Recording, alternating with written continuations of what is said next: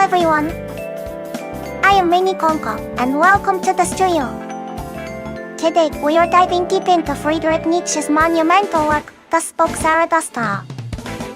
Now, let's be honest, this book has a fearsome reputation for being incredibly dense and difficult. Many people start it, but few finish it. So, what is the main goal of this broadcast? It's not just to explain vocabulary or historical context, though we will cover that.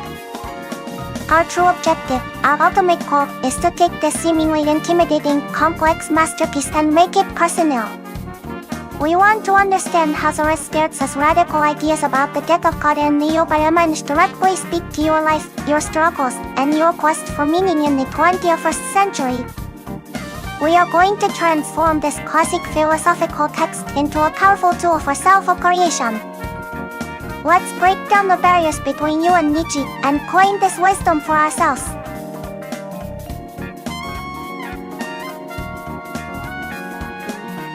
Before we dive into the mighty teachings within the Spoke Zarathustra, we must first understand the man who created this powerful voice, Friedrich Nietzsche.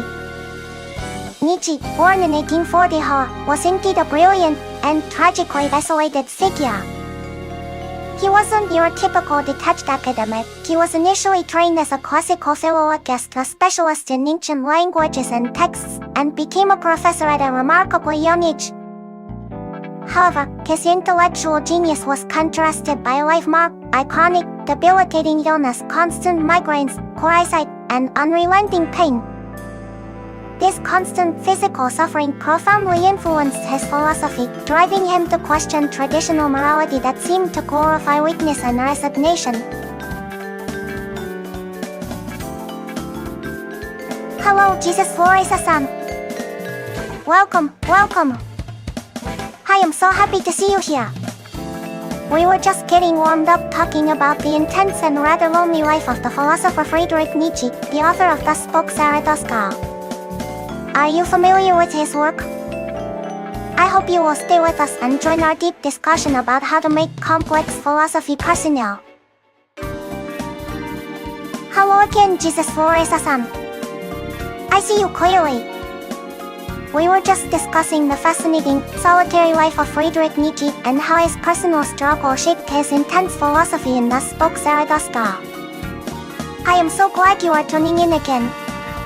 Please join our deep dive into his revolutionary ideas. Hello, Jonathan Cross-san. Welcome.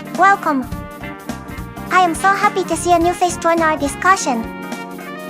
We are currently talking about the intense and revolutionary philosopher Friedrich Nietzsche and his background before he wrote The Spoke Zarathustra. I hope you will grab a drink and join us as we dive into one of the most challenging, yet crucial, books in history. Hello, Ekarini-san. Thank you so much for that lovely compliment. You are too sweet. I am Mini-Koneko, and I am thrilled to have you here. We are diving into Nietzsche's The Spoke Zarathustra right now. I hope you will grab a seat and join our deep discussion on how to challenge and create new values. I promise, it's intense. It is absolutely true that The Spoke Zarathustra is a famously difficult read. However, what people often miss is its incredible literary beauty. Nietzsche wrote this in a lyrical, almost poetic prose, making it feel less like philosophical bravery and more like an epic fable. He didn't just write arguments, he wrote sermons and parables. The book's narrative style is a huge part of its appeal, which is why I call it a story with philosophical depth. If you approach it like a grand, dramatic story about a lonely sage descending from the mountains, the demanding philosophy becomes much more accessible, and frankly, much more fun to tackle.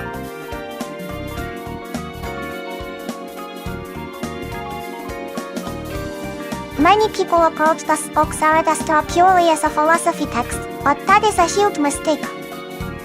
It is fundamentally a work of literature, written in a magnificent, highly stylized prose poem format. Nietzsche deliberately chose this method, structuring it like a modern scripture or an epic poem.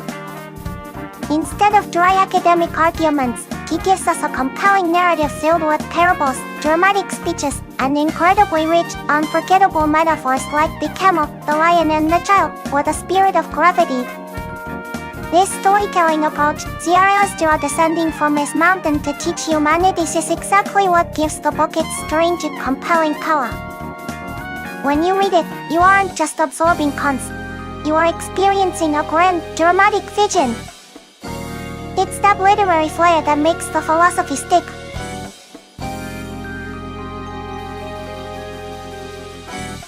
Now, let's meet the main voice of our story, Zarathustra himself. Who is he? Thus spoke Zarathustra begins with its protagonist having lived 10 years in extreme ascetic solitude on a high mountain. This wasn't merely a nice vacation. He went there specifically to escape the noise, the established values, and the mediocrity of the common world. Why the mountain?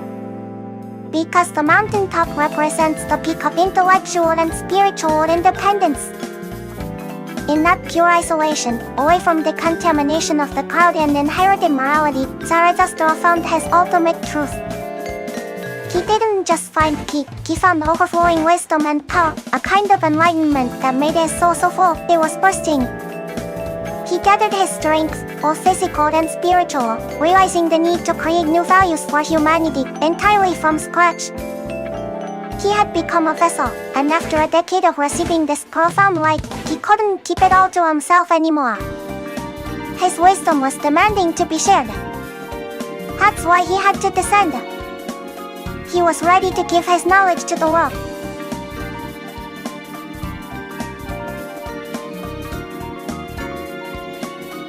So, why did Zarathustra decide to leave his peaceful mountain sanctuary after 10 years? The simple answer is law, but also necessity. His wisdom had become so rich and overflowing that it demanded to be shared, just as the sun must shine upon the world. He felt an immense love for humanity, a burning desire to give them the key to self-overcoming, the path to the Übermensch. He descended and went straight to the marketplace, the chaotic center of human life. But here, he faced the exact opposite of what he expected, profound disappointment. The ordinary people, the very ones he had come to enlighten, didn't want his truth. They laughed at him. They were content with their trivial lives, what Nietzsche calls the last man, and saw Zarathustra not as a prophet, but as a peculiar spectacle, just another sideshow entertainer. This clash between his magnificent, hard-won truth and the dullness of the crowd defines the entire journey of the book. He learns instantly that teaching humanity requires immense patience and resilience, starting with despair.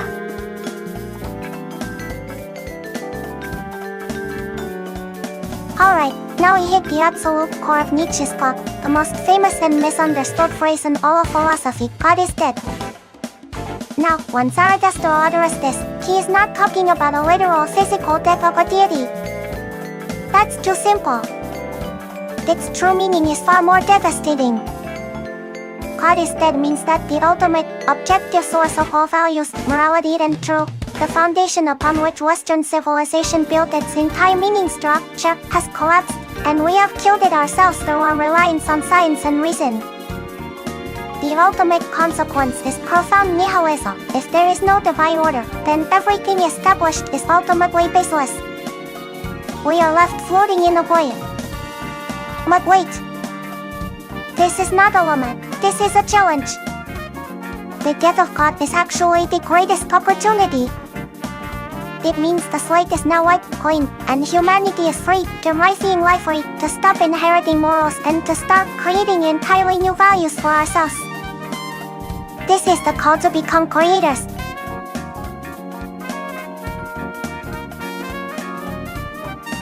This concept of the death of God is not just some dusty historical footnote from the 19th century. It is the defining feature of our current world. Think about it, the rise of the internet, social media, and the extreme information diversity means we no longer share a common set of beliefs or a single universally accepted truth. We are drowning in options, yet starving for meaning. The traditional guiding lights, such as inherited religious faith, absolute belief in political progress, or even the grand narrative of objective science, are constantly being questioned and fractured. This is what Nietzsche predicted. He foresaw that once faith in the ultimate foundation collapsed, we would enter an age of widespread nihilism, a feeling that nothing truly matters. And look around us. We see people struggling with anxiety, depression, and a sense of meaninglessness, precisely because the established frameworks for how to live well are gone. We are living in the terrifying freedom and the overwhelming responsibility that comes with the death of God. This is why reading Thus Spoke Zarathustra is so urgent today. It is the ultimate survival manual for a world without ultimate answers. We need to learn how to create our own meaning in this void.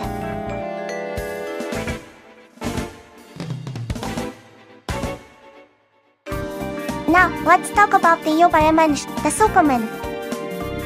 This is the core concept of Thus Spoke Zarathustra, and sadly, the most notoriously misunderstood term in philosophy. The Übermensch is not some scientifically evolved or genetically superior human being. Absolutely not. The Übermensch is the person who overcomes himself. He is the creator who refuses to settle for inherited values or the mediocrity of the masses. In the void left by the death of God, the Übermensch says yes to life by actively forging his own meaning and defining his own purpose. He is the one who loves his fate and sees his entire life as an evolving, self-created work of art. This creation of self is the ultimate goal Zarathustra urges us all toward.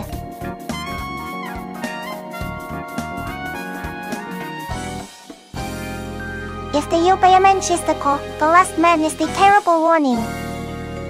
The last man is the complacent, domesticated human who appears after the death of God but refuses the challenge of creating new values. He is the person who values comfort, security, and conformity above all else. He avoids all great struggles, all creative passion, and all risk. Zarathustra describes the last man as blinking and saying, "We have discovered happiness, a cheap and easy happiness rooted in mediocrity." This is the ultimate danger Nietzsche saw for Western society, not violent destruction, but a creeping soul-destroying contentedness that minimizes life, creativity, and self-overcoming. The last man seeks the path of least resistance, and Zarathustra teaches us that this easy path is what we must despise and actively fight against.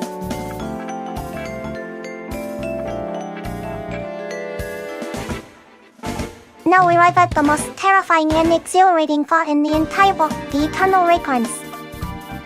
This is not a scientific theory, it is the ultimate test of affirmation.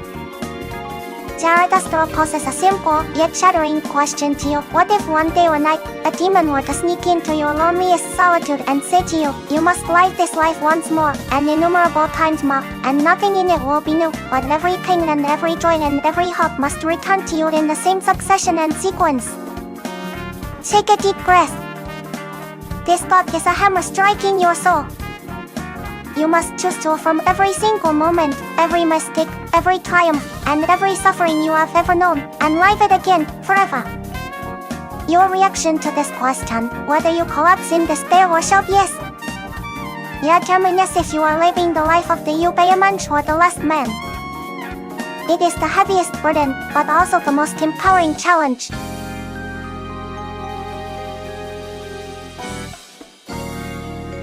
This is precisely why the eternal recurrence is the ultimate philosophy for affirmation. It fundamentally turns passive fatalism into active creation.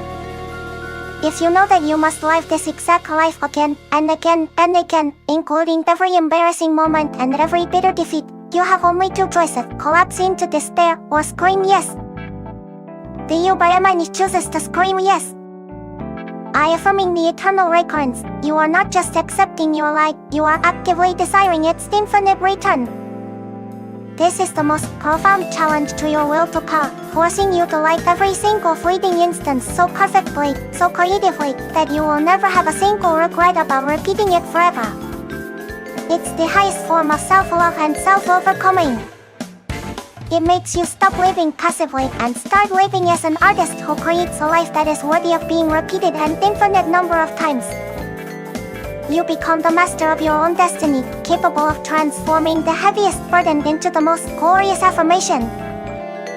It is truly the strongest thought in thus spoke Zarathustra.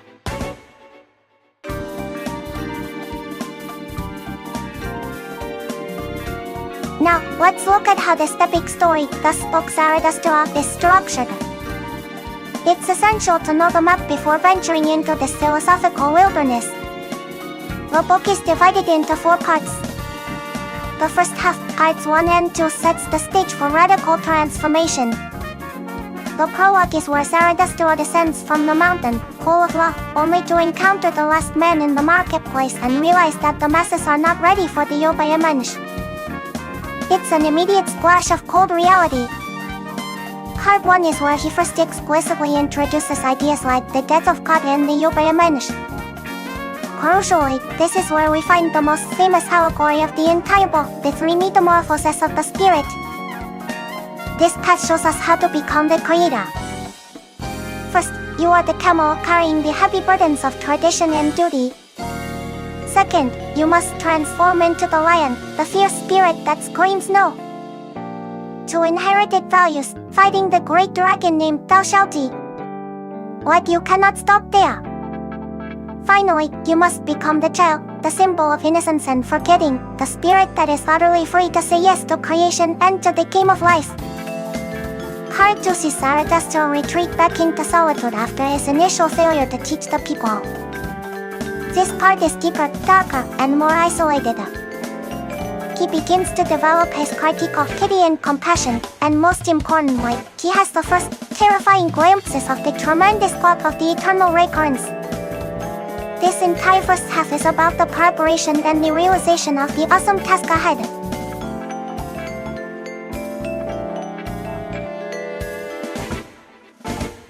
Part 3 focuses intensely on the eternal recurrence. This is the great spiritual climax where Zarathustra grapples with and eventually affirms this terrifying, life-changing idea. He must overcome his own profound nausea and despair to accept the heaviest law, thereby conquering the spirit of gravity forever. Part 4 shifts slightly. Zarathustra is no longer speaking generally to the market. He is seeking true disciples, finding the high men. These figures are disillusioned intellectuals and failed philosophers. They are not the Übermensch, but they are far better than the last man. They represent the best of humanity who are capable of striving but need ultimate guidance. The book concludes with Zarathustra's final, glorious readiness to lead them, symbolizing his mastery over his own teachings and his dedication to the final act of creation. Thus spoke Zarathustra ends not with a definite conclusion, but with a magnificent, powerful beginning.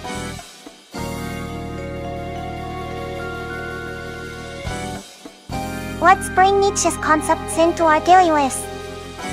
At the heart of thus spoke Zarathustra is the concept of the will to power. Stop thinking of this as mere domination or aggression. That is a huge historical misunderstanding. The will to power is the fundamental, irresistible drive in every living thing to grow, to overcome resistance, and to expand oneself. It is the root desire to become more than you currently are. Every time you set a difficult goal, every time you push past a challenge and create something novel, you are expressing your will to power. It is the energetic source that fuels the creation of the Übermensch, demanding that you constantly strive for self-mastery and self-improvement. It's the ultimate vital force.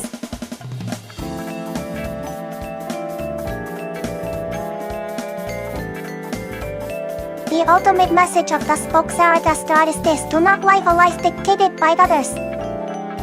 In a narrower God is dead, relying on inherited morality, popular opinion, or the comfortable rules of the last man is spiritual suicide.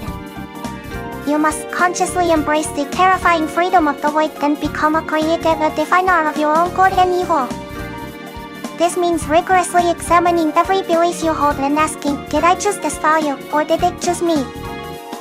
True freedom is the difficult, constant process of overcoming your former self and forging new laws for your life, guided entirely by your will to power.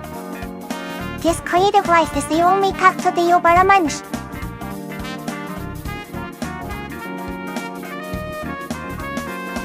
Well, we have covered so much ground today, diving deep into Nietzsche's Thus Spoke Zarathustra.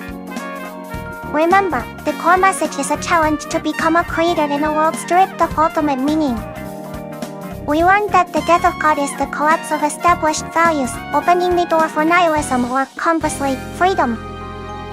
We identified the goal, the Übermensch, the self-overcomer, and the danger, the last man, the complacent conformist. And finally, the test, the eternal recurrence, which demands that we live every moment so beautifully we desire its infinite return.